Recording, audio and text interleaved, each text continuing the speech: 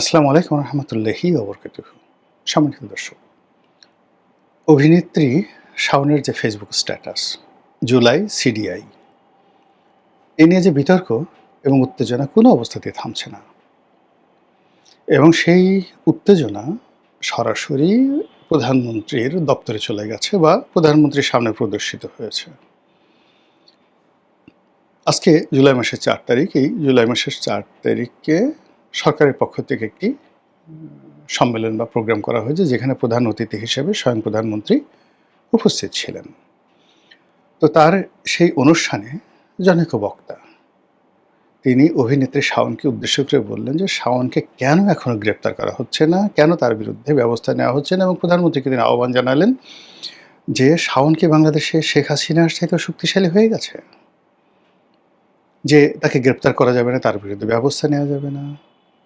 এবং প্রধানমন্ত্রী সঙ্গত কারণে এই ধরনের বক্তব্য যখন তিনি শুনলেন, তার যে মুখ, তার যে বডি ল্যাঙ্গুয়েজ, সঙ্গত কারণে মনে হচ্ছিল তিনি খুব বিব্রত। এবং অন্যদিকে যে জুলাই যোদ্ধাদেরকে নিয়ে যে সকল বক্তা বক্তব্য দিলেন, তাতে করে মনে হলো যে আগামীর রাজনীতিতে ভীষণ রকম কতগুলো অশনির সংকেত এই সম্মেলনে রচিত হয়ে গেল। সম্মেলনের পরে খাবারের আয়োজন করা হয়েছিল এবং খাবার নিয়ে মারামারি হয়েছে এবং সেই বিরিয়ানির প্যাকেট নিয়ে মারামারি করতে গিয়ে একজন আরেকজনের উপর যেভাবে আক্রমণ চালানো হয়েছে, কেউ কেউ বলছেন যে অনেকে মানে একে অপরকে ঘুষি দিয়ে আর বললাম না, যাক অসুবিধা নেই, সেটা হয়েছে। আবার এই যে আজকের যে অনুষ্ঠানটা হবে, অনুষ্ঠানের যে আয়োজকরা আজকের দিনের সকাল পর্যন্ত, একদম মর্নিং পর্যন্ত তারা সিদ্ধান্ত নিতে পারেন না যে এই অনুষ্ঠানের শিরোনামটা কী হবে, নামটা কী হবে। এই হলো একটা বিশৃঙ্খল যে অনুষ্ঠান জুলাইকে নিয়ে সরকার করলো, দল করলো, কোনো দরকার ছিল না। মূল ব্যাপার হলো যে জুলাই এরকম একটা বিষয়, এটি ইতিহাস হয়ে গেছে, এটি লিখিত হয়ে গেছে। এটাকে নিয়ে এখন জামাত, এনসিপি, বিএনপি যত বেশি টানাটানি করবে, তত বেশি জুলাইয়ের মর্যাদা হানি হবে, জুলাইকে নিয়ে কাদা ছোড়াছুড়ি হবে, এবং যারা এই কাজগুলো করবেন তারা সবাই ছোট হবেন। প্রধানমন্ত্রীর উপস্থিতিতে নিজেদের বীরত্ব দেখানোর জন্য যখন বললেন যে আমরা আওয়ামী লীগের সব অফিসগুলো পুড়িয়ে দিয়েছি, সারা বাংলাদেশে আওয়ামী লীগের যত অফিসগুলো পুড়েছে সব আমরা করেছি, ছাত্রদলের এক নেতা বলেন তো এই কথাটা প্রধানমন্ত্রীর সামনে, এই কথাগুলো বলাটা প্রধানমন্ত্রীর জন্য, দলের জন্য কতটা বিব্রতকর। ফলে এই জুলাই সংক্রান্ত যে নেতিবাচক কথাবার্তা ইদানিং হচ্ছে, সেই কথাগুলো এখানে কিভাবে মানে যাকে বলে বারুদ হয়ে এখানে ফুটলো, আগুন লাগালো, এবং আগামী দিনগুলোতে এগুলো বুমেরাং হয়ে যাচ্ছে। আবার শাওন একজন অভিনেত্রী, আওয়ামী লীগের মহিলা কোটায় তিনি একজন সংসদ সদস্য নির্বাচিত হয়েছিলেন বা মনোনীত হয়েছিলেন। বাংলাদেশের রাজনীতিতে, অর্থনীতিতে, রাজপথের রাজনীতিতে মানে শাওন বা শাওনদের মতো যারা আছেন, ধরেন শাওন তো একজন অভিনেত্রী, কিন্তু আওয়ামী লীগে তো সুবর্ণা মুস্তফার মতো কিংবদন্তি ছিলেন। তারপরে আসাদুজ্জামান নূরের মতো কিংবদন্তির যাকে বলা হয় অভিনেতা ছিলেন। এর বাইরে শাওনদের চাইতেও, শাওন বিতর্কিত, কিন্তু শাওনদের চাইতেও অভিনয়ে অন্যান্য যারা খুব অগ্রগামী ছিলেন, যেমন তারিন ছিলেন, আওয়ামী লীগ তাদেরকে মনোনয়ন দেয়নি। ফলে কি হলো, বা মমতাজ ছিলেন, সারা বাংলাদেশে মমতাজের যে জনপ্রিয়তা, সেই জনপ্রিয়তা শাওন বা অন্য যারা আছে তারা এখনও 1%ও সেই জনপ্রিয়তার জায়গায় পৌঁছতে পারেনি। সেই মমতাজও তো সংসদে ছিলেন।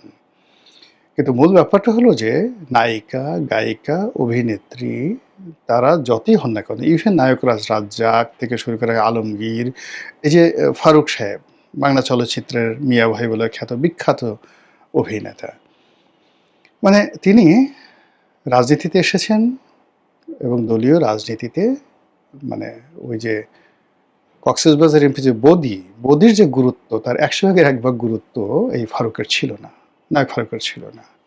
বা যে সকল কবরী অভিনয় করতেন, কবরীর চেয়ে তো বাংলাদেশে বড় নায়িকা হয়নি কেউ কোনো কালে। কবরী তো আমার কলিগ ছিলেন। মানে পলিটিশিয়ানদের মধ্যে তাদের যে গুরুত্ব, সেই গুরুত্ব মানে একজন একেবারে সাধারণ ঘাটে পথের যে যাকে বলা হয় নেতা, মানে তাদের একটা আঙ্গুলের সমান গুরুত্ব পার্লামেন্টের ভিতরে বাইরে এদেরকে দেওয়া হয় না। এখন সেই একজন অভিনেত্রী, তাও সাবেক বিধবা, তিনি একটা বক্তব্য দিয়েছেন এবং এটা নিয়ে যখন আমরা সবাই লাফালাফি করছি, আমরা বিশ্বাস করেন সবাই নিজেকে শাওনের যে নিম্ন স্তরে নিয়ে এসেছি, শাওনকে আমাদের মাথা বানিয়ে ফেলেছি এবং প্রধানমন্ত্রীর সামনে শাওনকে শেখ হাসিনার চেয়ে বড় করে মূলত প্রধানমন্ত্রীকে আমরা ছোট করে ফেলছি। এই যে শাওনকে নিয়ে যা কিছু হচ্ছে, এটা আমাদের একটা দেউলিয়াত্ম। ধরুন শাওন যদি একটা গালি দিয়ে দিল, জুলাই সিডিআই, আপনারা তো জানেন যে কোনো গালি একটা দুর্বলতার লক্ষণ। শাওন যদি ৩২ নম্বরের সামনে ১০ জন অভিনেত্রীকে নিয়ে দাঁড়াতে পারতেন, শাওন যদি ২০ জন রাজনৈতিক কর্মীদেরকে নিয়ে, তার এলাকার বিভিন্ন এলাকার কর্মীদেরকে নিয়ে বঙ্গবন্ধু এভিনিউর সামনে ৫ মিনিট দাঁড়াতে পারতেন, আপনার ভয় পেতেন শাওনকে। কিন্তু শাওন যে গালি দিল, সেই গালির সঙ্গে বিদেশে বসে সমীর রহমান পিয়াল যে গালি দিচ্ছে, জামাতের যে বট বাহিনীর গালি দিচ্ছে, বা অন্য যারা গালি দিচ্ছে, সব গালিরই আমি মনে করি, বা অন্যান্য যারা গালি দিচ্ছে, মানে সবাই যে রাজা গালি দিক আর প্রজা গালি দিক, গালি সবসময় একটা দুর্বলতার লক্ষণ। আর যখন যে গালি দিচ্ছে, আমি যখন তাকে মাথায় করে নাচছি, তাকে নিয়ে সমালোচনা করছি, ইট মিনস আমি নিজেকে ওই যিনি গালিদাতা তার চেয়ে অনেক ছোট মনে করছি। হায় হায়, আমাকে গালি দিল, এখন আমার কি হবে? আমি কি বেঁচে থাকবো? আমি কি মরিব? হ্যাঁ, আমাকে গালি দিল, আমি এত বড় মানুষ, আমাকে গালি দিল। ইট মিনস এই যে আমি যে গালি নিয়ে বাড়াবাড়ি করছি, আমিও গালিদাতার চেয়ে নিজেকে নামিয়ে নিয়ে আসছি।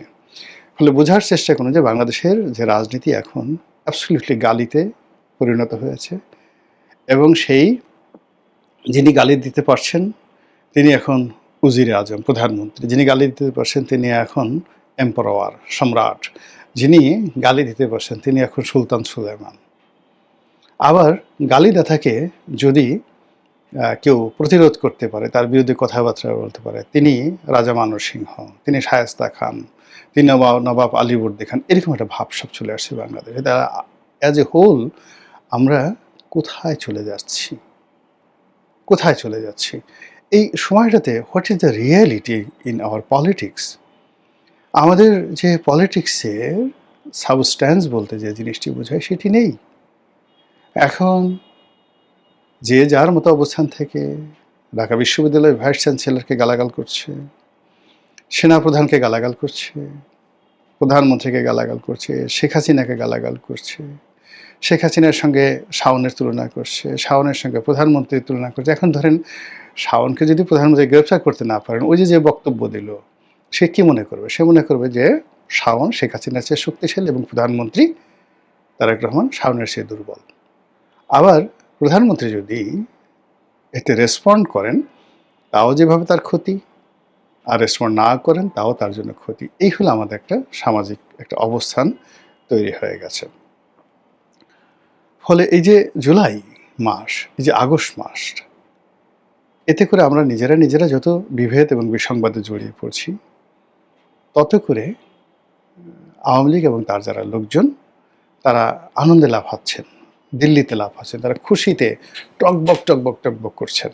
তো এই সুযোগগুলো আমরা কেন দিচ্ছি? এর কারণ হলো যে আমরা নিজের যে অ্যাচিভমেন্ট, সেই অ্যাচিভমেন্টের উপর সন্তুষ্টি লাভ করতে পারছি না। জুলাই নিয়ে যে বিভক্তি, সেই ইনুর জমানা থেকে যারা প্রথম সারির জুলাই যোদ্ধা হিসেবে নিজেদেরকে পরিচয় দিলেন, এখন বিরাট অংশ বলছেন এরা জুলাই যোদ্ধা না, এরা ডক্টর মোহাম্মদ ইউনূসের তৈরি, এরা শুধুমাত্র মাল কামিয়েছে, টাকা রোজগার করেছে, তাদেরকে যেখানে পাবো সেখানে আমরা বাটাম মারব, জুলাই যোদ্ধারা বলছে।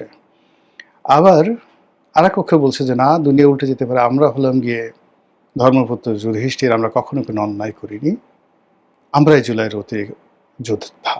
এই জুলাই যোদ্ধাদের মধ্যে যে বিভেদ বিসংবাদ অ্যাটলিস্ট 4 থেকে 5টি গ্রুপ হয়ে গেছে ঢাকাতে। এদের বিরুদ্ধে চাঁদাবাজি, এদের বিরুদ্ধে হোটেলে মৌজ মাস্তি, এদের বিরুদ্ধে অফিস দখল, এদের বিরুদ্ধে টাকা পাচার, কি না বলেন তো। খুব অল্প সময়ের মধ্যে ছোট ছোট বাচ্চা ছেলে যাদের বয়স 30 বছরের নিচে, তাদের এক একজনের বিরুদ্ধে যদি 1000 কোটি টাকা, এইটা পাচার, ঘুষ গ্রহণ, দুর্নীতি, অনিয়ম, এই জিনিসগুলো আসে, এদের বিরুদ্ধে যদি দুর্নীতি দমন কমিশন থেকে শুরু করে এদের মানে মাথা খারাপ হয়ে গেছে। দুর্নীতি দুদকের এক কর্মকর্তা বলেছিলেন যে এই জুলাইকে ব্যবহার করে যারা দুর্নীতি করেছেন তাদের বিরুদ্ধে এত অভিযোগ আসছে যে দুদকের জীবনে কখনো এই ধরনের অভিযোগ আসেনি। টিআইবি থেকে শুরু করে অন্য যে সকল প্রতিষ্ঠান দুর্নীতি নিয়ে, অনিয়ম নিয়ে রিপোর্ট করেন, তারা সবাই বলেন যে ইউনূসের জমানাতে যে অনিয়ম দুর্নীতি হয়েছে এটা কোনোদিন হয়নি। সংসদের স্বরাষ্ট্রমন্ত্রী প্রধানমন্ত্রীকে অনুরোধ করছেন যে এই সময়ের দুর্নীতি তদন্ত করা হোক। এর কারণ হলো এই যে টাকাটা, ব্ল্যাক মানিটা যাদের হাতে চলে গেছে, তারা এখন মানে সমাজে দাপিয়ে বেড়াচ্ছে। সরকারের জন্য থ্রেট, সরকারের জন্য কিন্তু আওয়ামী লীগের দাফন কাফন হয়ে গেছে।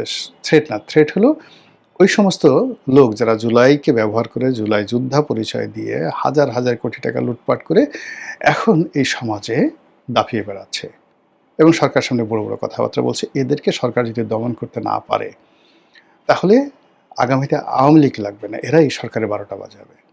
তো এরকম যখন অবস্থা হচ্ছে, ঠিক সেই অবস্থাতে একজন অভিনেত্রী একটা গালি দিয়ে ফেললেন বা একটা ফেসবুক স্ট্যাটাস দিলেন, আর এটা নিয়ে এখন সরকারি দল, বিরোধী দল, জুলাই যোদ্ধা, রাজপথের যারা লোকজন তারা লাফাচ্ছে।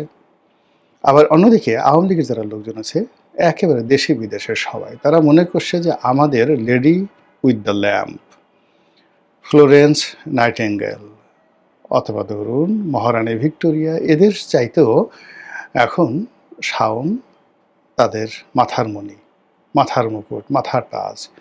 এবং অবস্থা দৃষ্টি মনে হচ্ছে আগামীতে তারা শাওনকে আওয়ামী লীগের সভানেত্রী বানিয়ে ফেলবেন, অথবা শাওনকে দলের সেক্রেটারি বানাবেন।